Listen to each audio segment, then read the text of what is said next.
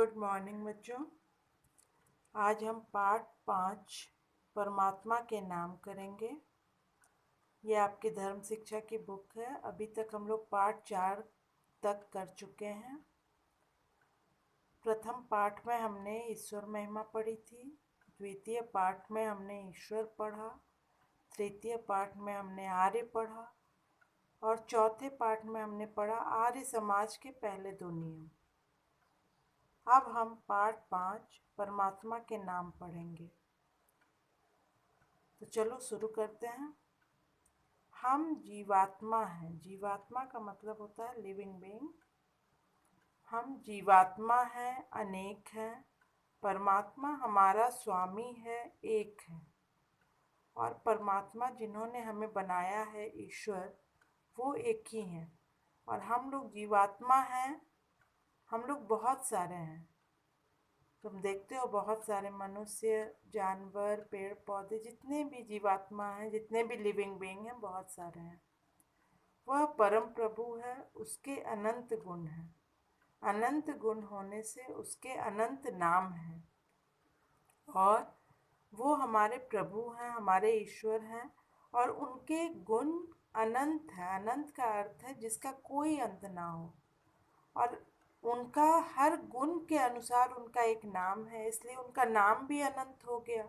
बहुत सारा नाम जिसका कोई अंत ना हो। वह पिताओं का पिता, पतियों का पति, प्रभुओं का प्रभु, दीनों का बंधु। दीनों मतलब गरीब होता है बच्चों। दीनों का बंधु, शरणागतों का वत्सल, प्यार करने वाला। वत्सल मीन्स प्यार करने वाला। और शरणागत मीन्स जो तुम्हारी शरण में आया। यानी जो भी ईश्वर की शरण में जाता है वो उससे प्यार करता है।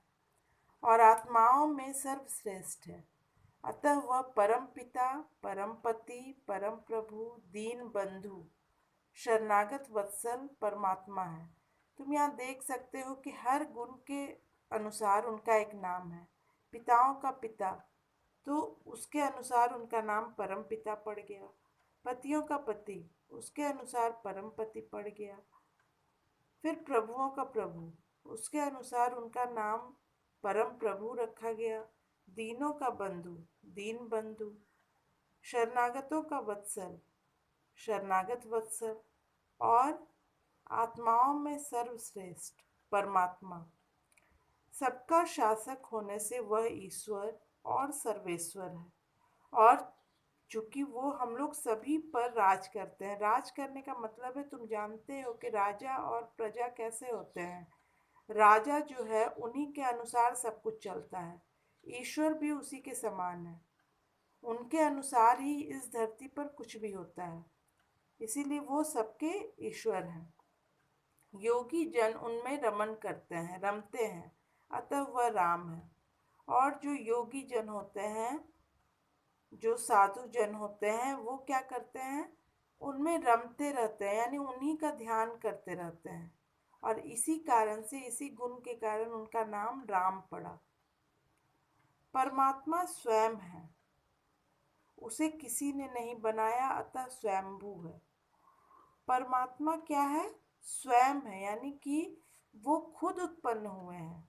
उनका जन्म नहीं हुआ। ये हमने पहले भी पढ़ा है कि उनका जन्म नहीं हुआ, ना वो मर सकते हैं। तो वो क्या है, स्वयंभू है, खुदा है। क्योंकि खुद बने हैं तो खुदा हैं, स्वयं बने हैं तो स्वयंभू हैं। दया करने के गुण के कारण क्या है, वो दयालु हैं। रहम करने से रहीम है। यहाँ पर तुम देखो, दया और रहम दोनों का अर्थ एक ही होता है, लेकिन हम लोग वर्ड के अनुसार जो है, उनका गुण के अनुसार वर्ड हम लोग नाम रखेंगे। दया है तो दयालु हो गए, और रहम है तो रहीम हो गए। संस्कृत में अल्लाह माता को कहते हैं। वेद में भगवान को माता कहा गया है, अतः उनका नाम अल्लाह भी है। तो बच्चों, अल्लाह सिर्फ इस्लाम में नहीं कहा गया है। अल्लाह संस्कृत में माता को कहते हैं, और वेद में भी भगवान को माता के समान कहा गया है, अतः उनका एक नाम अल्लाह भी है। प्रजा का स्वामी होने से परमात्मा प्रजापति है। और जैसा कि अभी तुम लोगों ने देखा कि राजा क्या होता है, प्रजा का स्वामी होता है, और ईश्वर जो है, भगवान जो है, हमारा शासक है, स्वामी है। तो प्रजा का स्वामी होने के गुण के कारण उनका नाम प्रजापति पड़ा। सारा विश्व उसका कर्म है, उसका कर्म है, यानी इस धरती को उन्होंने ही बनाया है, इसलिए वह क्या है, विश्वकर्मा है। वह सब जगह है, सब कुछ जानता है और सबको पालता है। सब जगह होने के कारण सर्वव्यापक, सब कुछ जानने के कारण सर्वज्ञ, और सबको पालने के कारण सर्वपालक कहलाते हैं। सर्वपालक हम लोग विष्णु को भी कहते हैं। कल्याणकारी होने के कारण उनका नाम शिव है, शंकर है। दुष्टों को रुलाने के कारण रुद्र है। और प्रभु का एक अंग्रेजी नाम भी है बच्चों, जिसको हम लोग कहते हैं गॉड। गॉड में 3 अक्षर होते हैं, GOD। ये तीनों क्रमशः जन्म, व्यवस्था और मृत्यु का बोध कराते हैं। और इस तरह गॉड, ओम का अंग्रेजी अर्थ है जन्म, व्यवस्था और मृत्यु। ओम में भी छिपा हुआ है, ये तुम अभी देखोगे। यह उसका निज नाम नहीं है। गॉड ईश्वर का निज नाम नहीं है। ईश्वर का निज नाम क्या है, ओम है। प्रभु के ये नाम गुण बोधक हैं, गौणिक हैं। और जितने भी नाम तुमने अभी देखे वो उसका अपना नाम नहीं है, वो गौणिक है, यानी गुण के अनुसार पड़ा है। प्रभु के ऐसे नाम अगणित हैं, असंख्य हैं, अनंत हैं। अगणित मतलब जिसका कि हिसाब ना किया जा सके, जिसकी गिनती ना हो सके। असंख्य जिसका संख्या नहीं लिखा जा सके। अनंत जिसका अंत ना हो। उसका निज नाम केवल ओम है। ईश्वर का अपना नाम एक ही है और वो क्या है, ओम। हम लोग ओम को ऐसे भी लिखते हैं बच्चों, ऐसे भी लिखते हैं, ऊ करके, बड़ा ऊ, और ऊपर में चंद्र बिंदु भी डालते हैं। लेकिन धर्म शिक्षा के अनुसार ओम ऐसे लिखा जाता है, ओ। और ये जो तुम देख रहे हो ये ऊ है, म, हलंत। ओम को ही समझाने के लिए ओंकार और प्रणव, कभी पुराना ना पढ़ने वाला, सदा नया रहने वाला। प्रणव मतलब होता है कभी जो पुराना ना पढ़े, हमेशा नया रहे, ठीक है, कह दिया जाता है। तो ओम को समझाने के लिए ओंकार और प्रणव कहा जाता है। ओम में 3 अक्षर होते हैं, अ, उ और म। और इन तीनों अक्षर का भी बहुत महत्व है, तुम अभी देखोगे। अ बोलते समय मुख खुलता है, ऊ बोलते समय मुख खुला रहता है। तुम बोल के देखो, अ, मुख खुला ना। ऊ बोलोगे तो तुम्हारा मुख खुला रह जाएगा, और माँ बोलते समय मुख फिर से बंद हो जाता है। भगवान संसार को बनाता है, वह संसार को पालता है, और वह ही संसार को समेट लेता है, ठीक है। सबसे पहले भगवान संसार को बनाते हैं, फिर संसार का पालन करते हैं, और उसके बाद जब इस संसार में जीवात्मा का काम समाप्त हो जाता है तो वो अपने में ही समेट लेते हैं। अ का अर्थ होता है बनाना, उ का अर्थ है पालन करना, और म का अर्थ है समेट लेना। भगवान यह तीनों काम करता है क्योंकि वह ओम है। ओम ही सबका रक्षक है, हमें ओम नाम जपना चाहिए, ठीक है बच्चों। तो तुम समझ गए होगे कि ईश्वर का निज नाम क्या है, ओम है। ओम ही सबका रक्षक है, क्योंकि ईश्वर ने ही हमें बनाया है, वही हमारी रक्षा करते हैं। और ओम का नाम ही हमें जपना चाहिए।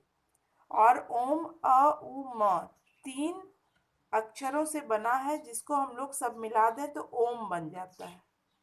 और अ का अर्थ, उ का अर्थ और म का अर्थ भी यहाँ दिया है अच्छे से, तुम उसे याद कर सकते हो। और ईश्वर का यहाँ पर गुण के अनुसार बहुत सारे नाम दिए गए हैं। चलो अब अभ्यास देख लेते हैं। परमात्मा का निज नाम क्या है? परमात्मा का निज नाम ओम है। ओम, इसमें 3 अक्षर कौन है? ओम में 3 अक्षर हैं, अ, उ और म। परमात्मा को रहीम क्यों कहते हैं? परमात्मा रहम करते हैं इसलिए उन्हें रहीम कहते हैं। कभी भी ये नहीं लिखोगे कि परमात्मा दया करते हैं इसलिए रहीम कहते हैं, क्योंकि दया करने के कारण हम दयालु कहते हैं, रहीम नहीं।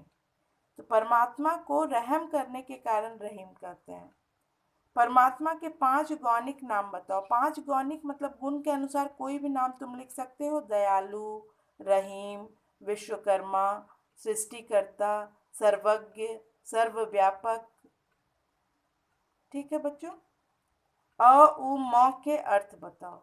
अ उ म का अर्थ तुम यहाँ साफ देख रहे हो कि अ का अर्थ होता है बनाना, उ का अर्थ है पालन करना और म का अर्थ है समेट लेना। तो उम्मीद है ये तुम्हें पसंद आया होगा और तुम इसे अच्छे से समझ गए होगे। तो अब मेरे चैनल को जल्दी से सब्सक्राइब कर लो, लाइक कर दो, कमेंट और शेयर करना मत भूलना। Okay, thank you.